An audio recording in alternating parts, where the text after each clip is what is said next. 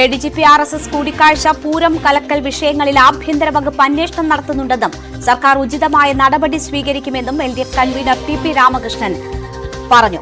കാണുന്നതിലല്ല എന്തിന് കാണുന്നു എന്നതിലാണ് പ്രശ്നമെന്നും LDF കൺവീനർ പറഞ്ഞു. സ്പീക്കർ സ്വതന്ത്ര പദവിയാണ്, അദ്ദേഹം പറയുന്നതിൽ പ്രതികരിക്കുന്നില്ലെന്നും TP രാമകൃഷ്ണൻ ചോദ്യങ്ങൾക്ക് മറുപടിയായി പറഞ്ഞു. അദ്ദേഹം RSSകാരുമായി ചർച്ച നടത്തിയിട്ടുണ്ടെങ്കിൽ അത് എന്താണ് അയാൾ കൂടിയാലോചന നടത്തി, എന്താണ് ചർച്ച ചെയ്തിട്ടുള്ളതാണ് പ്രധാനപ്പെട്ട പരിശോധിക്കേണ്ട വിഷയം.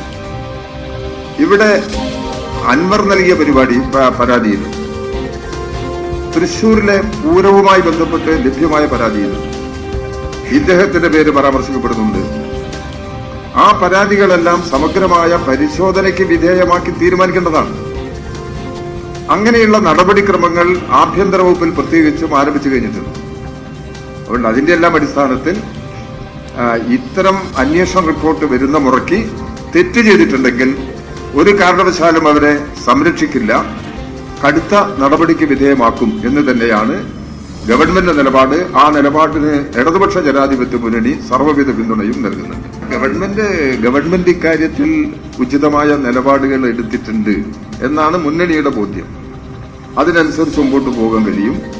വേറെ പിന്നെ നിങ്ങളിപ്പോ ഈ RSSന്റെ പ്രശ്നത്തിൽ RSSുമായി ഏതെങ്കിലും തരത്തിലുള്ള ബന്ധമുണ്ടാക്കാനോ ഏതെങ്കിലും നിലപാട് സ്വീകരിക്കാനോ ഇടതുപക്ഷ ജനാധിപത്യ മുന്നണിയിലെ ഏതെങ്കിലും പാർട്ടികളോ CPIMോ അങ്ങനെ നിലപാടെടുക്കുന്നവരാണോ? അതാണോ കേരളത്തിന്റെ മുമ്പിലുള്ള നിങ്ങളുടെ മുമ്പിലുള്ള അനുഭവം? ഞങ്ങളിപ്പോഴും ഒരുപാട് പ്രയാസങ്ങൾ സഹിക്കുന്നവരാണ്. എല്ലാ നിലയിലുമുള്ള ആക്രമണത്തെ നേരിടുന്നവരാണ്. ഞങ്ങൾ വില കൊടുക്കേണ്ടി വന്നിട്ടുള്ളവരാണ്. അത്തരം ആളുകൾ RSSുമായിട്ട് ഏതെങ്കിലും തരത്തിലുള്ള കൂട്ടുകെട്ടിനോ ധാരണയ്ക്കോ മുമ്പോട്ട് പോകില്ല എന്നുള്ളതാണ് നിങ്ങൾക്ക് എല്ലാവർക്കും ഉറച്ചു വിശ്വസിക്കാം. കേരളത്തിൽ ഒരു തരത്തിലും അത്തരത്തിലുള്ള നീക്കം CPMന്റെ ഭാഗത്തുനിന്നോ ഇടതുപക്ഷ ജനാധിപത്യങ്ങളുടെ ഭാഗത്തുനിന്നോ ഉണ്ടാവില്ല. അതാണ് ഇക്കാര്യത്തിലുള്ളത്. ഈ ആരോപണത്തിന്റെ അടിസ്ഥാനത്തിലല്ലല്ലോ ആളുകളെ ശിക്ഷിക്കാം. ആ ആരോപണം ശരിയാണോ തെറ്റാണോ എന്ന് പരിശോധിക്കണം. ആരോപണം ശരിയാണെങ്കിൽ കടുത്ത ശിക്ഷ കൊടുക്കണം. ആ നിലപാടിൽ നിന്ന് പാർട്ടിയോ ഗവൺമെന്റോ ഇടതുപക്ഷ ജനാധിപത്യ മുന്നണിയോ മാറുന്നില്ല. ഈ സമീപനം തന്നെ എടുക്കും. കുറച്ച് വെയിറ്റ് ചെയ്യും. അതിലൊരു ആശങ്കയും വേണ്ട. അവരുടെ അഭിപ്രായങ്ങൾ പറയുന്നതിൽ തെറ്റില്ലല്ലോ. അല്ല, മുന്നണിയുടെ ഒരു പൊതു നിലപാടാണ് ഞാൻ പറഞ്ഞത്. കാണാൻ പാടില്ല എന്ന് പറയാൻ പറ്റുമോ? നമുക്ക് ആർക്കെങ്കിലും ഒരു വ്യക്തിയെ ഷംസീർ സ്പീക്കറാണ്. സ്പീക്കർ എന്നതൊരു സ്വതന്ത്ര പദവിയാണ്. അതിന് സംശയമുണ്ടോ? ഭരണഘടനാ പദവിയാണത്. അദ്ദേഹം എന്ത് പറയണം എന്ത് പറയണ്ട എന്നുള്ള അദ്ദേഹം തന്നെയാണ് ആലോചിച്ച് തീരുമാനിക്കുന്നത്. അതുകൊണ്ട് അദ്ദേഹത്തിന്റെ പ്രതികരണത്തെ കുറിച്ച് ഞാനിപ്പോൾ പ്രതികരിക്കുന്നില്ല. ഫോൺ ചോർത്താൻ പാടില്ല എന്നത് ആര് ചെയ്താലും തെറ്റാണത്. അൻവർ എഴുതി കൊടുത്ത ആരോപണത്തിൽ പറഞ്ഞ കുറെ പ്രശ്നങ്ങളുണ്ട്. അതെല്ലാം അന്വേഷിക്കാൻ പോകുന്നുണ്ട്. ഇനി അൻവർ ഇങ്ങനെ പറഞ്ഞതിനെ കുറിച്ച് എന്തെങ്കിലും ആരോപണം നിങ്ങൾക്ക് ആർക്കുണ്ടോ?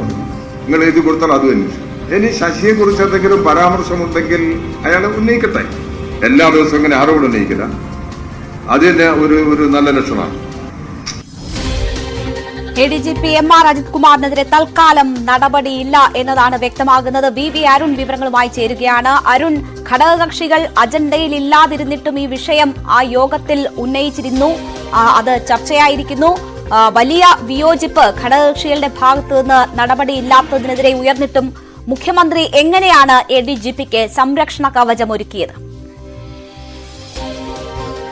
അജണ്ടയില്ലാത്ത വിഷയം ചർച്ചയ്ക്കെടുക്കണം. കേരളത്തിലെ സമകാലിക രാഷ്ട്രീയ വിഷയങ്ങൾ ചർച്ചയ്ക്കെടുക്കണം. അതിൽ ഏറ്റവും പ്രധാനപ്പെട്ട വിഷയം RSSന്റെ വളർച്ചയും RSSനെ ADGP MR Ajith Kumar RS നേതാക്കളെ കണ്ടതുമാണ് എന്ന ആവശ്യം മുന്നോട്ട് വെച്ച RJDയുടെ സംസ്ഥാന general secretary general Varghese George ആയിരുന്നു. തുടർന്ന് വിഷയം മുന്നണി ചർച്ചയ്ക്കെടുക്കുകയായിരുന്നു. CPI ഉൾപ്പെടെയുള്ള കക്ഷികൾ ശക്തമായ നിലപാട് അറിയിച്ചു. അജിത് കുമാറിനെ മാറ്റണമെന്ന് CPI സംസ്ഥാന സെക്രട്ടറി വിനോയ് വിശ്വം യോഗത്തിൽ ആവശ്യപ്പെട്ടു. മറ്റു കക്ഷികളുടെ ഭാഗത്ത് സമാനമായ പ്രതികരണമാണ് ഉണ്ടായത്. ഒടുവിൽ മുഖ്യമന്ത്രി സംസാരിക്കുകയും ഇത് അന്വേഷണ പരിധിയിൽ കൊണ്ടുവരും, ഈ അജിത് കുമാറിനെതിരെ ഉയർന്ന ആരോപണങ്ങൾ കൂടി DGPയുടെ സംസ്ഥാന പോലീസ് മേധാവിയുടെ അന്വേഷണ പരിധിയിൽ കൊണ്ടുവരും എന്ന് പറഞ്ഞ വിഷയം അവസാനിപ്പിക്കുകയായിരുന്നു.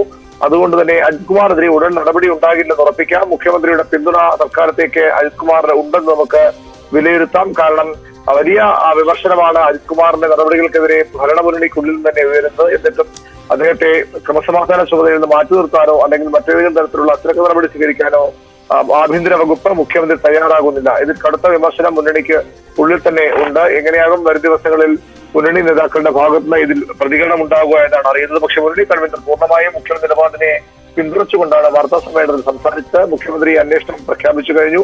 അന്വേഷണം വരെ കാത്തിരിക്കൂ. ഇപ്പോൾ അദ്ദേഹം കുറ്റാരോപിതൻ മാത്രമാണ്.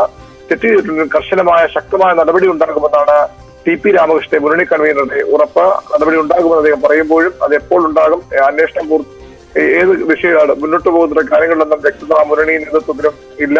മുഖ്യമന്ത്രിയുടെ തീരുമാനം, മുഖ്യമന്ത്രിയുടെ നിർദ്ദേശം മുന്നണി യോഗം അംഗീകരിക്കുകയായിരുന്നു. ഘടകകക്ഷികൾക്ക് അതിൽ വലിയ എതിർപ്പുണ്ടെങ്കിലും തീർച്ചയായും ഘടകകക്ഷികൾ ഒപ്പം പ്രതിപക്ഷമൊക്കെ വലിയ രീതിയിൽ പ്രതിഷേധവുമായി രംഗത്തുള്ളപ്പോൾ പോലും ആ സംരക്ഷണം തുടരുന്നു എന്ന് വേണം മനസ്സിലാക്കാൻ. തൽക്കാലം നടപടിയില്ല. മറ്റ് സ്ഥലം മാറ്റം ഉൾപ്പെടെ സുജിത് ദാസിന്റെ കേസിൽ ഉൾപ്പെടെ നടപടികൾ ഉണ്ടായിട്ടും ADGP MR അജിത് കുമാറിനെതിരെ നടപടി ഉടനില്ല എന്നതാണ് ഇപ്പോഴത്തെ സാഹചര്യം.